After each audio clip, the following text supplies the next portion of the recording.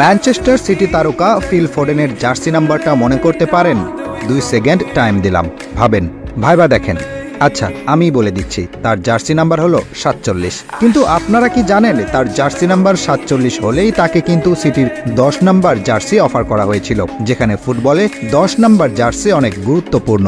যেই জার্সি পরে ফুটবল বিশ্বের সকল গ্রেটরা তাদের নিজেদের দলকে উপস্থাপন করেছেন, সেই জার্সিকে রিজেক্ট করে কেন অপরিচিত আনকোরা এক জার্সি পরে মাঠে নামেন ফোডেন? জার্সি নাম্বার 47 বেশ আনকমন, কোনো কারণ নেই এত নাম্বার রেখে এটা নেওয়ার। বিশেষ কোনো রোল বা ভূমিকাও বোঝায় না নাম্বার 47 দিয়ে। জার্সি দেখে বোঝার উপায় নেই তিনি ফরওয়ার্ড নাকি মিডফিল্ডার নাকি ডিফেন্ডার। তবুও আমাদের ফুটবল ফ্যানদের কাছে নাম্বার 47 অতি পরিচিত ফিল ফোডেনের কারণে। কি এমন কারণ, আসুন জেনে নেই। জার্সি নাম্বার 47 প্রসঙ্গে ফিল ফোডেন একবার বলেছিলেন, আমার বাবা বলতেন যে আমার দাদু নাকি জীবনে ইচ্ছা পোষণ করেছিলেন তার নাতি অর্থাৎ আমার সাথে ফুটবল খেলার। অত্যন্ত দুঃখের বিষয় এই যে তিনি মাত্র 47 বছর বয়সেই মারা যান। আমি তো এই জিনিস আর পরিবর্তন করার কোনো কারণ দেখছি না। আমি তাই আমার দাদুকে সাথে নিয়েই ফুটবল খেলি সব সময়। আমি যেখানেই খেলি তিনি আমার সঙ্গে আছেন।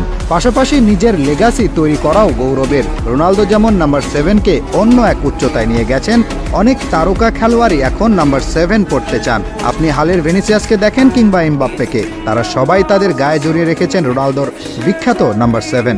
এই ব্যাপারে ফিল ফোডেন বলেন, আমিও আমার এই জার্সিটাকে একটা লিগ্যাসিতে রূপান্তর করতে চাই। আশা রাখি যে আমি যখন অবসরে যাব তখন ম্যানচেস্টার সিটিতে জার্সি নাম্বার 47 ফিল ফোডেনের জন্য স্পেশাল থাকবে।